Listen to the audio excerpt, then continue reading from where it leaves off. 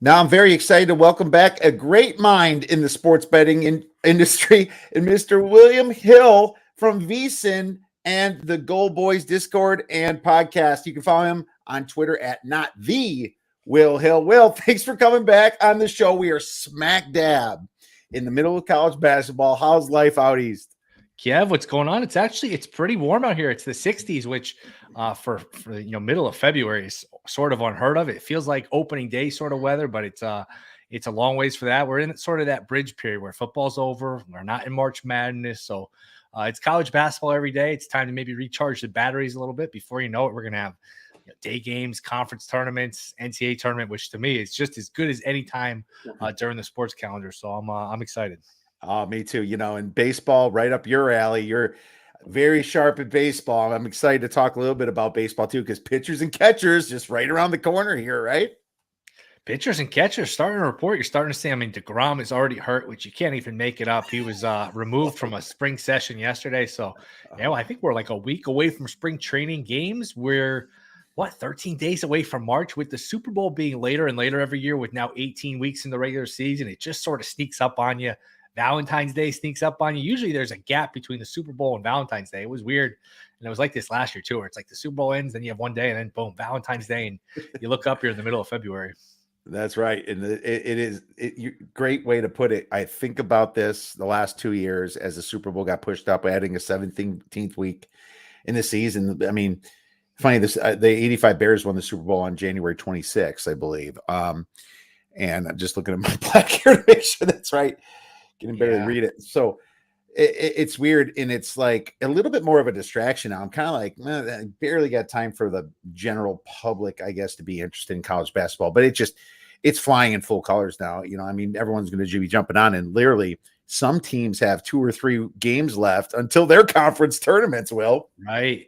Yeah, and you look at the NBA, there's like 20-something games left, and we're not even at the All-Star break, which I don't know when that happened either, where you played 3/4 of your season, then you had an All-Star break. You think of the All-Star break, you think of the mid-season point, but we're far past that. And yeah, you're right. It's a lot of people sort of diving into college basketball maybe for the first time with the NFL ending. It's the casual fan, the casual bettor doesn't have time to just look at everything around the clock like we do. So I think a lot of people probably jumping in for the first time, figuring out who's good, who's not. It's obviously a year with a lot of parity, so it should be a fun tournament.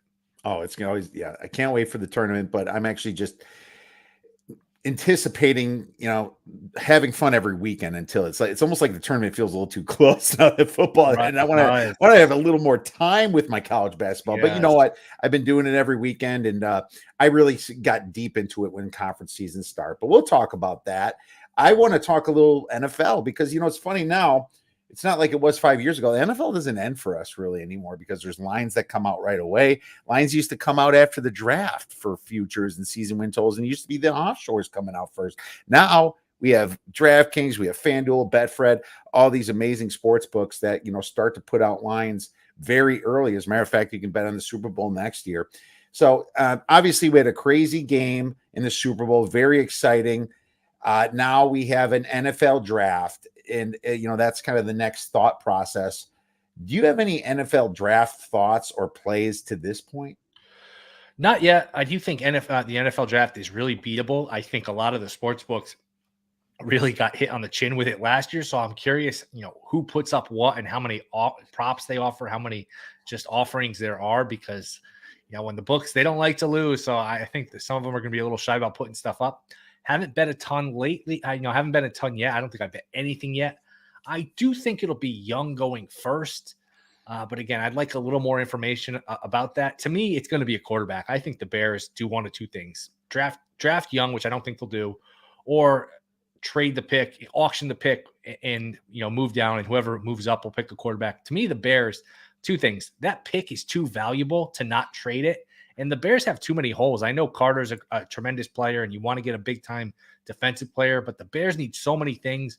I think you have to move down, collect a bunch of picks, and trade it to somebody who needs a quarterback. So I'm sure a quarterback will go one.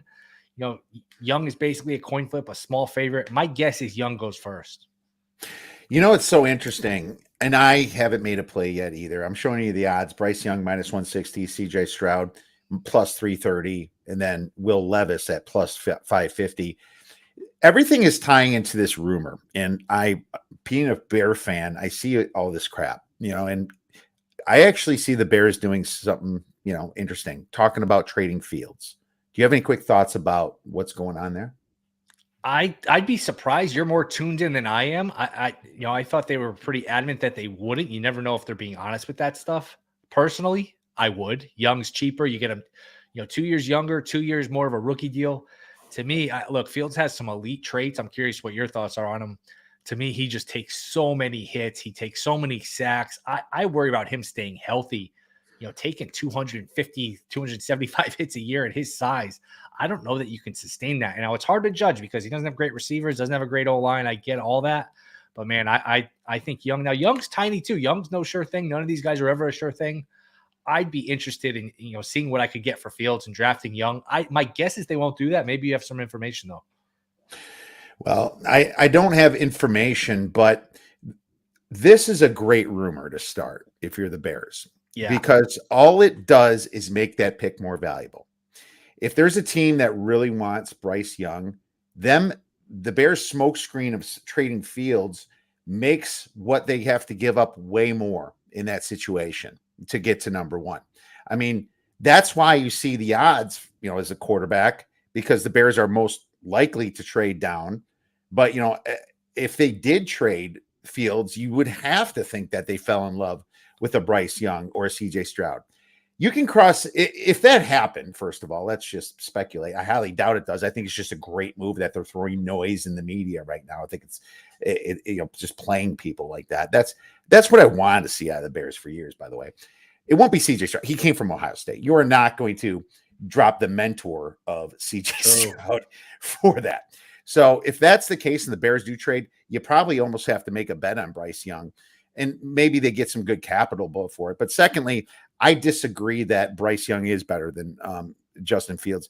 Justin Fields looked great in college, and there was a few hiccups every once in a while, but there's no Bryce Young and they both had amazing offensive lines. Amazing offensive lines, just big guys, the best athletes to play with.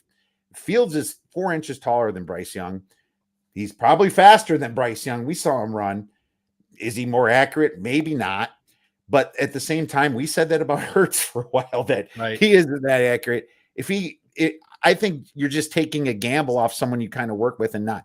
It would be a smug move by a GM that just said, this wasn't my guy. Now I want to start over with my guy, and then you can completely fail. And that's the same deal with what happened with Mitch Trubisky and all that. Now, what I will say is Will Levis at plus 550 and looking to go in the first round. I look at him as possibly the Mitch Trubisky of here. Now, what I will say is, like, a lot of times the people overanalyze, and that's exactly what happened to Mitch. Mel Kiper, Mitch Trubisky is the best possible. I remember everything about it as a Bears fan. The truth is, I kept saying he didn't have a lot of experience in North Carolina. He was beat by bad teams. He showed flashes. He's got size, but that doesn't make you good.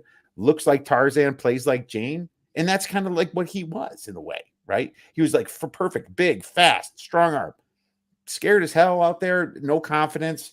And having a bad offensive line was part of that confidence problem. I don't know if Fields is the right guy. I don't know if Bryce Young is the right guy. I don't know anything.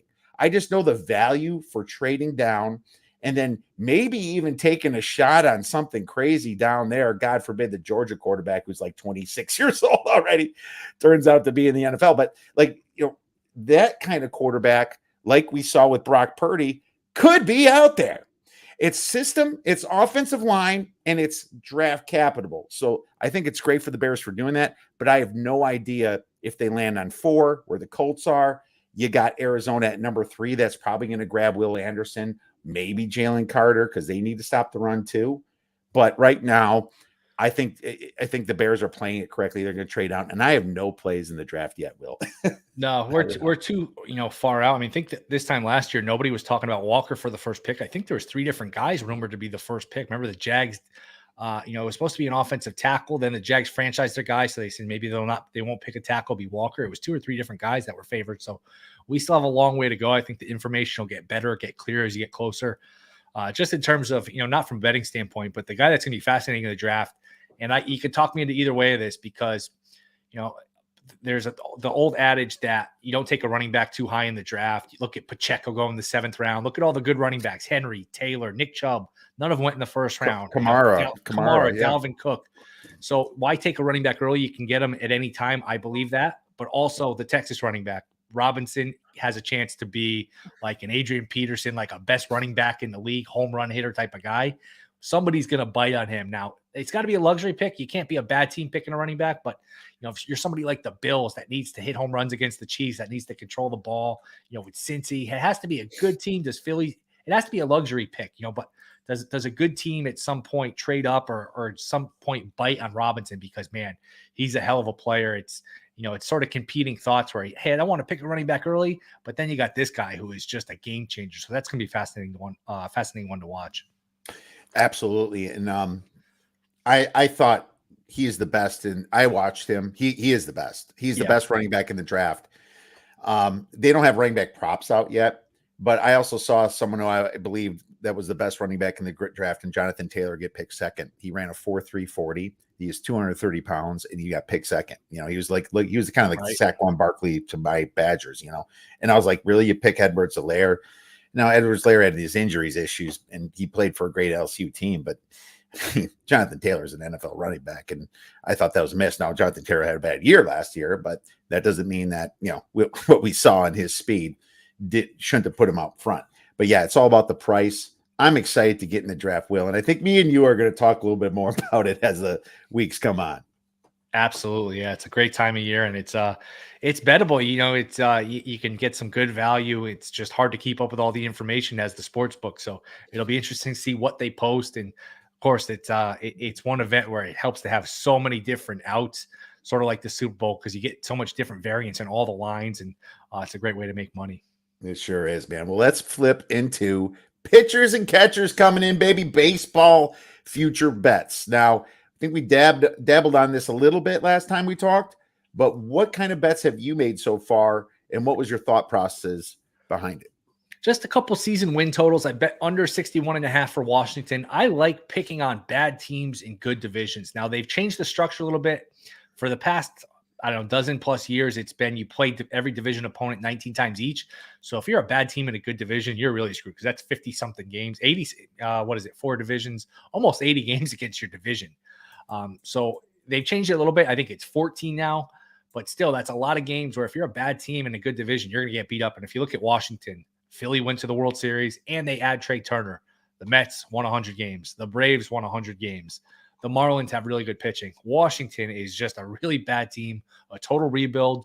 Sounds like they got a decent return for Soto, but they're a complete, rebuilding project. To me, that's like a 55-win team. They're going to be awful. So I bet the under a Washington, and same sort of line of thinking. I bet under Red Sox wins. I think there's a 78.5 out there. To me, good division. Baltimore's gotten a lot better. Tampa's always good. Toronto's obviously extremely talented, and the Yankees are still the Yankees. That's really good pitching. And they bring Judge back, so they're always going to win their 95-plus games. To me, Boston just does not have any pitching. They're relying on guys like Sale and Paxton and Kluber, these older guys who have had injuries in that small ballpark to boot. To me, that they're in for a long season. They lose Bogarts. They did bring back Devers, but to me, Story's out for the year. It looks like Boston, I think, is in for a long season. So those were two season win totals I played, and took a little stab at Ronald Acuna, 13-1 to win National League MVP. American League MVP, it's so hard with Ohtani and everything he's going to do at both sides of the ball.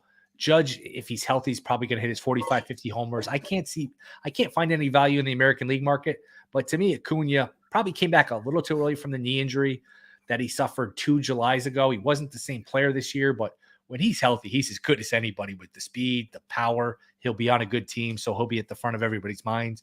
Acuna 13-1 is a guy I think is a good bet for the MVP. Acuna Matata, my friend, yes. Is there a comeback player of the year award? I don't pay attention to that. Do that for baseball. They should. Right. More things to bet on. I totally agree. Yeah, more things. That's what we need. More things to bet on. I'm sure the books will get creative and eventually get on the bandwagon here. Yeah, Boston. They don't do it for basketball either. I don't think they just do most improved player. They don't do comeback player of the year. So it's weird, the awards they come up with. Yeah, totally. And you crushed the awards, by the way, in the NFL. So congratulations for that. Thank you. That was awesome. Boston 77.5. And then, what's so funny, I'm looking at this Washington 61.5, and the under is -120. This is saying they're losing 100 games. So it's like it's a ballsy bet to make. But you're right. I mean, how can you go over in this division? It is so strong. It's amazing. The NFL. And it's not like the NFL where there's parity. It's a short season. All these teams are kind of close. If you're a bad team, you can get hot and you're in every game. Like in baseball, the cream rises to the top. You're going to get killed by the teams like the Dodgers and the Mets. If you don't have the pitching, like you can have a good week or two, but over the course of 162 games, you're just going to get buried if you don't have the talent. Fair enough. So the Rangers have moved down a little bit. This has been like a trendy play for some sharper bettors.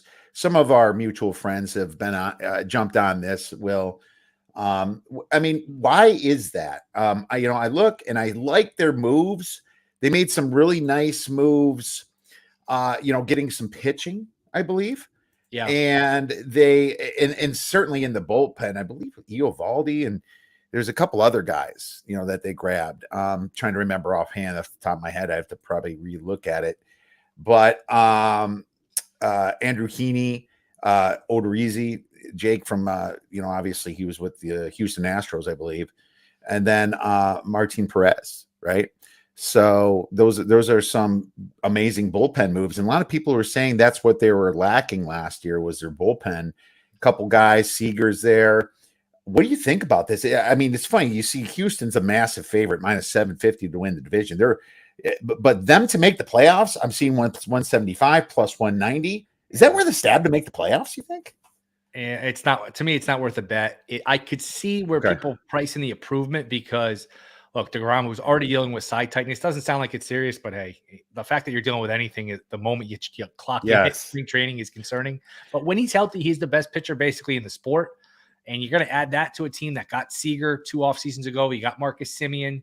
Like you said, you bring in Eovaldi, and the Pythagorean run theory here with them is, they outperformed their record, or they should have been better than their record last year based on runs scored, runs allowed. So people are looking at that stat, thinking they can get a boost. Bruce Bochy's a guy who's won championships. So there's a lot of things with the arrow pointing up. Like you said, though, it's priced into the number. I don't see a ton of value there. I wouldn't be shocked if they went over. Wouldn't be shocked if they went under. So that's a no play for me. Right. There is a lot of strength up top in that, I'm sure that, to make the playoffs, the wild cards are going to be pretty hot, especially in the American League East. And yeah, it just seems like there's not enough room almost, but there is 7 teams still that make it, right?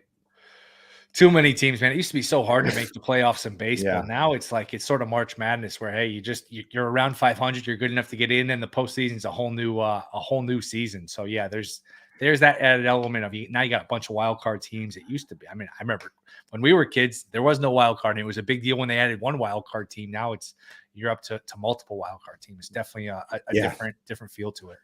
Oh, no doubt. No doubt. I took a shot with the Royals at 33-1. And the reason I did, I just think their their farm system needs a gel at some point here. They've been bad for a while. They've been kind of building that up. Now they don't have the money, but we've seen the Royals shock some people, right? 5-6 years ago, whatever it was now. But that division, the AL Central, it's just bad. The White Sox are kind of going down right now. Cleveland, great year last year, and I was surprised from what they did, but they weren't massively impressive on the batting side of things, and they lost a few pitchers. Detroit is Detroit. I just think Kansas City at 35-1 worth a little beer money to me. Absolutely, and if you're going to pick a sleeper, go look at the AL Central or look at the NL Central, because you avoid like the big boys, the Yankees and the Blue Jays in the East. The Mets and the Braves in the NL East, the Dodgers in the NL West. It's hard. Like I said, it's hard to have a fluke, champion over 162. You need to find a division where it's a little softer, like the NL Central. All right, the Brewers are good, but they have flaws. Same thing with the Cardinals. Those teams like the Reds, the Pirates, it's a softer division.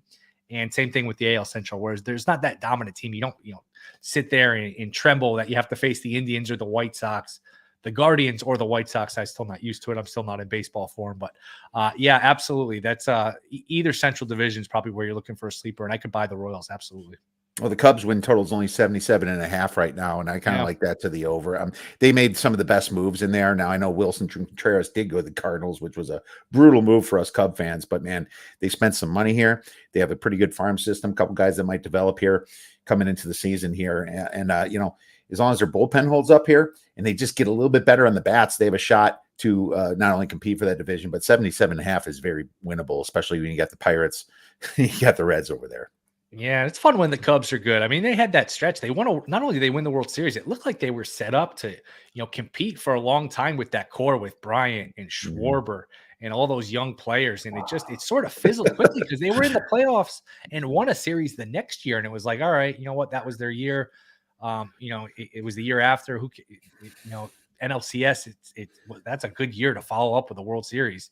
And since then, man, it went downhill so quickly. It didn't work out with Madden for whatever reason. And they didn't want to pay those guys or whatever. They totally scrapped things, but be fun. Thank God they did. Thank God they did. Look at how bad Bryant's contract and Baez is right now. Oh, Baez is a disaster. Rizzo's okay. He's Rizzo. Right. Rizzo's Rizzo, but Schwarber's the only one that kind of did something a little bit with the Phillies. And it's funny, people would have picked him last because they, always ripped on his defense. He went from catcher to left field and actually did okay. For what the size of his body and everything. So I was pretty proud of what Schwarber did. I always like Schwarber, and who knows? We'll see who develops him. I just feel really bad for what Chris Bryant's doing. I think he's in his own head, and he just needs something, man. Because it was him and Bryce Harper were friends, and they were the kind of guys that were kind of buddies coming in, and Chris is just not living up to it, but he is getting paid, so can't feel too sorry for people that make a lot of money, my friend. Yeah, those checks are cashed in. He went to Colorado, which he figures a great place to hit. I mean, who knows how many games they're going to win, but that's a place where he should put up a lot of numbers. Just couldn't stay on the field last year. Yeah, as our buddy Mike North said, not one home run in Colorado the first half of the year. How is that possible? Amazing. That's hard to do, my friend. I think me and you can do it on a good day. Jesus. Let's move on to some college basketball then. And I would like to, before we talk about a couple games that we like, I picked two, and I think you might have picked two. I always like to ask my guests this, now that we're kind of sniffing March Madness a little bit. What team is a little bit under the radar here and might make some noise in the NCAA tournament? Might have some value to take a bet on them. Yeah, I went back and forth with this, and it's kind of in my own head. Do you mean somebody that can actually win the title, or somebody that can just make a run? Because with college basketball, yeah, go ahead. I'm gonna say make a run, because I don't because you can bet Final Four, which you can hedge out of that in the Elite Eight. You can hedge, maybe even hedge out of it in the Sweet 16 if you got the number. So let's go make noise. Let's make noise. I'll go with St. Mary's. I love the point guard. I love the coach. I think they just play smart on offense. They play a style that teams aren't used to. Boy, that point guard's a freshman, but he's a hell of a player. We saw him on display against Gonzaga in that game a couple of weeks ago. So I'll go with St. Mary's. Don't tell me I had Gonzaga plus 3.5 and it went overtime. That was a tough one, man. That was a tough one. You were covering every second, and you almost had a buzzer beater put back. Yeah. And yeah, that was a hell of a game, but obviously not if you had the plus 3.5. I'll go with St. Mary's. To me, they're a tough team to play. I like their guard play. Usually it's Gonzaga making a run out of that conference. I'm going to go with St. Mary's this year. Yeah, St. Mary's, 5th ranked defense in Ken Pom. I mean, even their offense is ranked 32nd, so that's pretty good. They're shooting the three ball really well, 36.9%. No disagreements there. I think they got to get their free throws in order a little bit, 69.4%. It's not terrible, but it's, in the bottom echelon of the league. Really great at controlling the ball. Steal percentage 7. They rank 5th in the whole league, 363 teams, and not stealing the ball, 58th in turnovers. So that's amazing. And so I like the pick. I'm going to go a little bit more off the radar here. And this I thought was bettable, at least right now. There's teams that are in like Ken Pom, Torvik, Haslametrics, whatever you look at, ranked from 30th to 70th. Some are not going to make the tournament because they don't have the wins, and some are. Well, the one I'm picking is Northwestern. And, well, here's the deal. I like it. They don't know that they're not supposed to be good, and they are riding on a lot of just pure adrenaline. They're not the best shooting team, But man, when they catch a run, they catch a run. And beating Purdue and Indiana again, Indiana was on a road revenge. They just started blowing Indiana out of the water. It tells me that this team has something that I look for in the tournament. Now, what I also look for in NCAA tournament is how teams do away from home. Haslametrics has a great ranking for that. It's called home away discrepancy, I believe. It's under, if you look at Haslametrics, you can go under the fingerprint and it will tell you they're 5th in the nation away from home. Okay. So that tells me that they can win on the road. They're great underdogs. Have they had their stupid hiccups? Yeah, I can't figure out how you lost to Michigan twice. I mean, a lot of teams have that. Right. But especially this year. But they're in the tournament with the Illinois win, the Indiana win, the Purdue win, and the other Indiana win, the 2 Wisconsin wins, Michigan State win, Liberty. They're in the tournament 19-7 right now. They could lose out and they're in. And you can get them at 120 to 1 to win the tournament. But even more importantly, like I'm talking Final Four, 30 to 1 right now to make the Final Four. Very hedgeable. Get to the Sweet 16. That is hedgeable. Those Absolutely. 2 games that they have. So I love Northwestern to make a run, Will.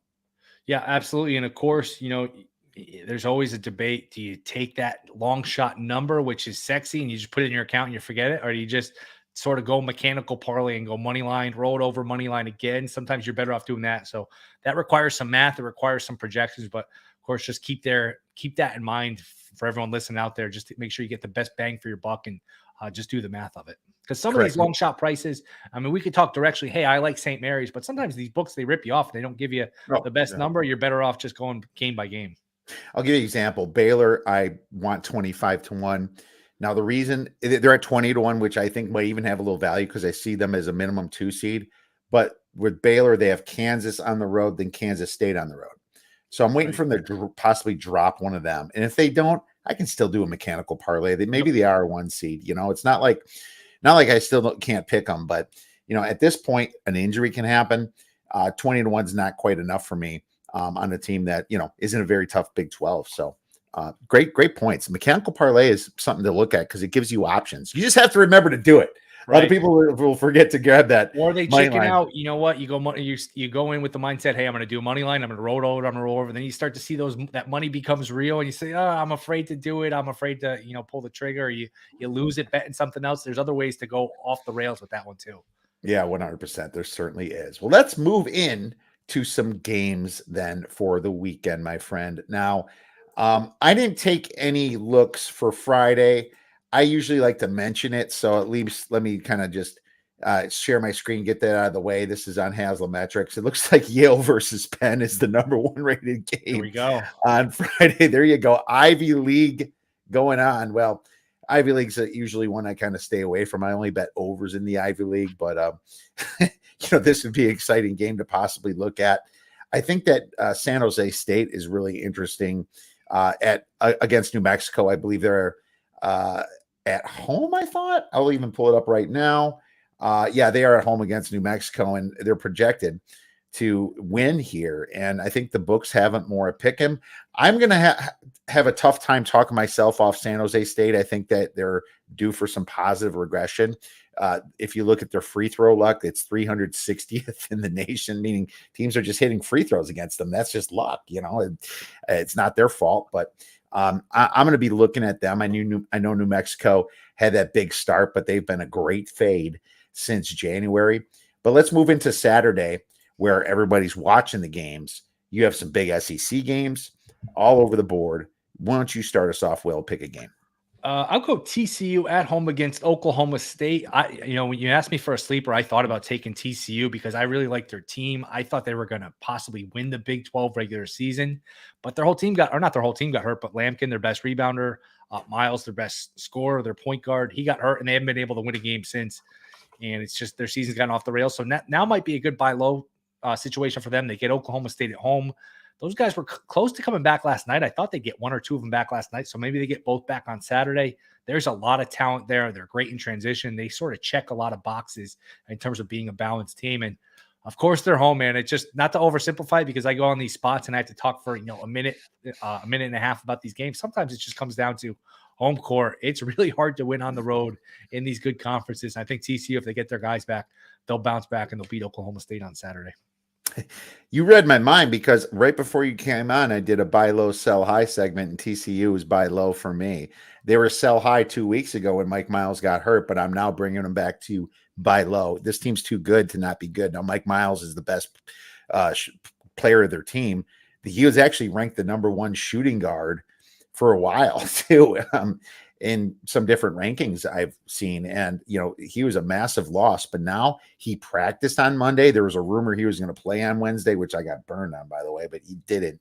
But I think the fact that he practiced shows that he's almost ready to come back. And why would you rush a guy back when you're already in the tournament? You don't have to. You're not going to win the Big 12 regular season now with the 6 losses that you have, or whatever it is, 6 or 7 now. So you have no real rush to bring him back. But I will be watching, and I'm going to be watching this line because against Oklahoma State, they could definitely come back, and they're at home. And so they're looking at about a 4-point favorite on KenPom. I think Oklahoma State has probably peaked a little bit. They lost against Kansas. I could definitely see them dumping this one by over 5 points. So this is on my radar, Will. Nice. And I got one more. Do you want to go, or you want me to go? I'll go, then you go. Okay, go ahead. And it's funny. I was going to pick that game, so I'm really glad that you picked that to start us off. I'm going to go with another Big 12 game, Iowa State versus Kansas State. I project Kansas State to be about -2. The total is 134. This is a spot play.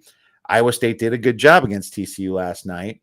Of course, it was without Mike Miles, like we just talked about. Iowa State, Jekyll and Hyde from their home and road splits. At home, shooting 54% effective field goal. On the road, 49. It's not a massive discrepancy, but it's something. Kansas State has had some bad home road splits, but they're at home now. And their only home loss this year came to Texas. I mean, that's okay. They lost by 3 points to Texas. I will forgive them for that. Now, this team lost 4 of their last 5 games. 3 of them were on the road. I think this is just a great spot play. And I kind of have both of these teams equal on paper. I tried to get a metric advantage here. I couldn't really find a metric advantage that was significant enough on either side. Now, Kansas State for a while was a little bit overrated, but now losing 4 of the last 5, Jerome Tang is doing a fantastic job. This is a big get-up spot. This would be a big win for them. I'm probably going to take them at the 2, and I probably would like it up to 3, Will. I like it. I'm totally with you. That's I faded them against Oklahoma the other night, but I'll probably be backing you in that one. I think it's a good spot for them. Yeah, I do as well. So what else you have for Saturday?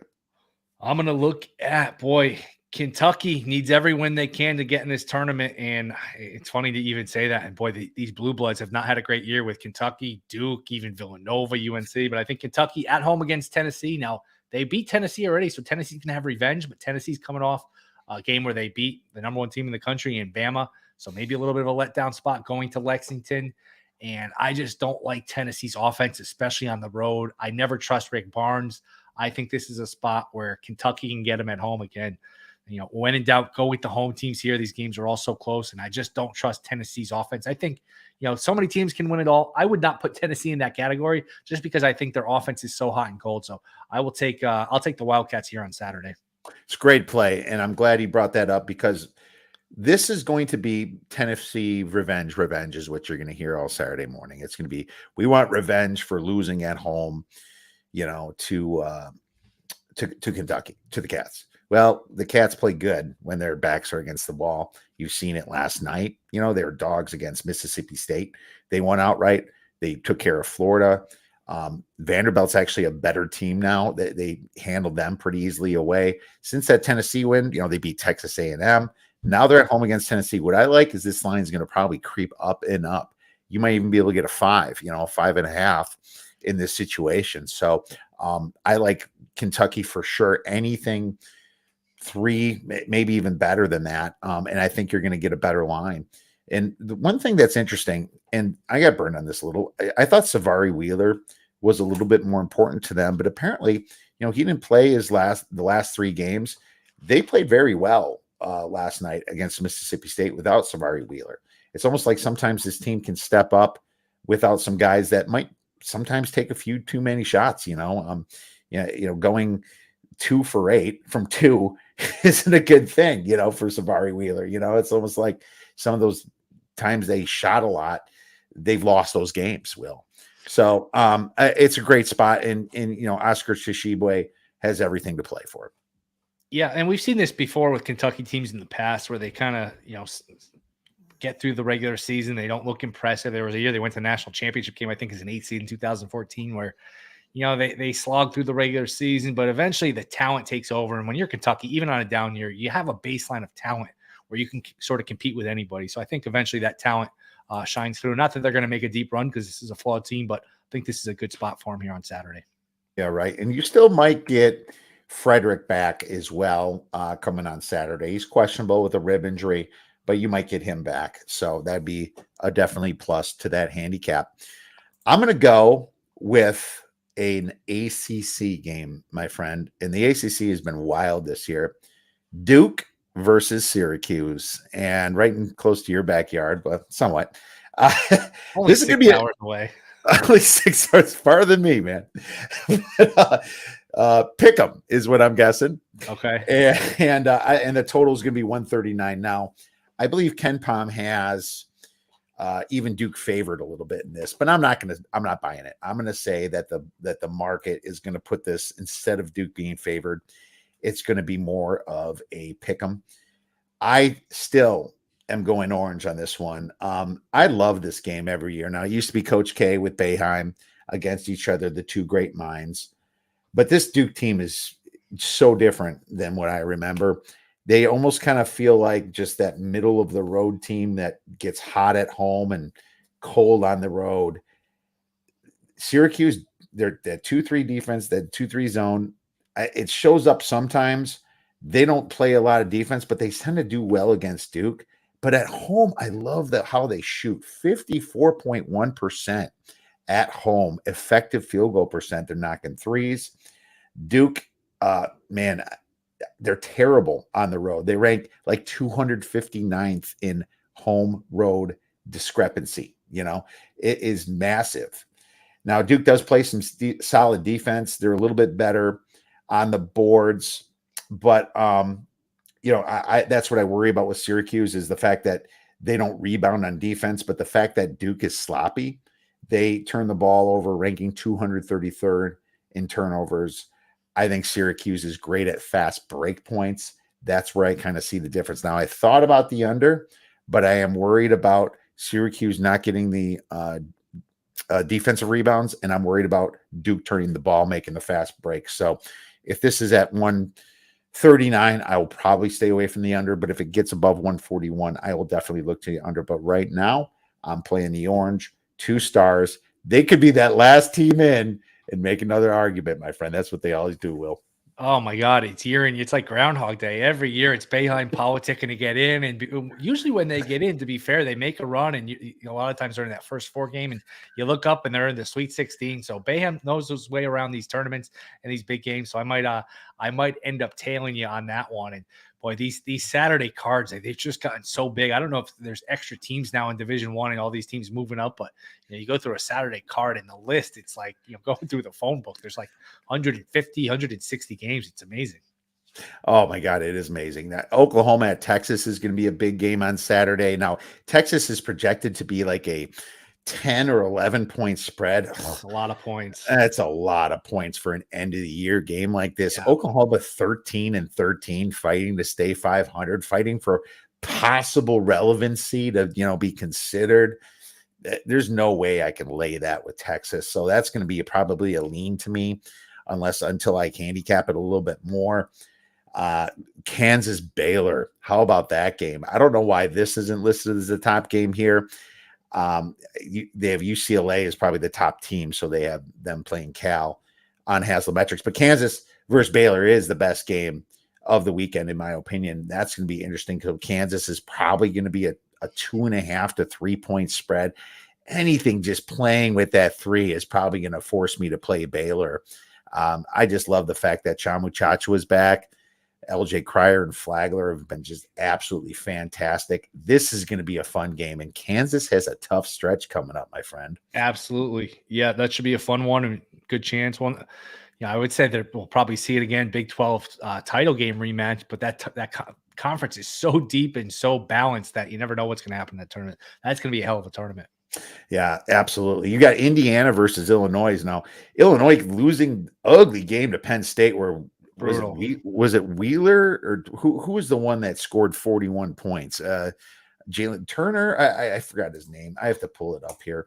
But yeah, I mean, this is a weird game too because Indiana's coming off 2 losses here. And Illinois is coming off a road loss. What's going to give in this one?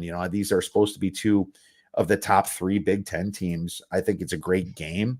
I would look to the over just blind right now without capping it. You got an Indiana team that ranks number 52 in average possession length. They do play pretty solid defense, but man, this just screams over to me.